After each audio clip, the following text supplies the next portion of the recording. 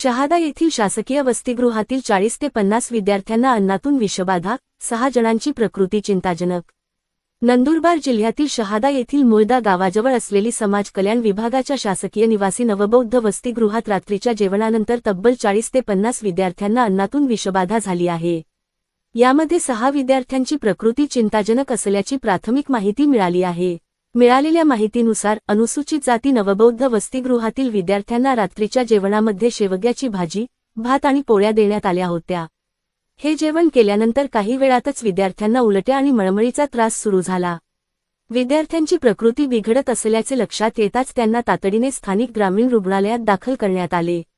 विषबाधा झालेल्या विद्यार्थ्यांपैकी 6 जणांची प्रकृती अधिक गंभीर असल्याने त्यांना पुढील उपचारासाठी खाजगी रुग्णालयात हलवण्यात आले आहे।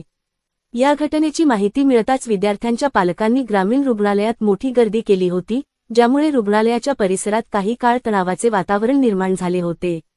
या घटनेनंतर वसतिगृहातील निकृष्ट दर्जाच्या जेवणाचा प्रश्न पुन्हा एकदा ऐरणीवर आला आहे। वसतिगृहात नेहमीच निकृष्ट दर्जाचे अन्न दिले जात असल्याचा आरोप विद्यार्थी आणि त्यांच्या पालकांनी केला आहे।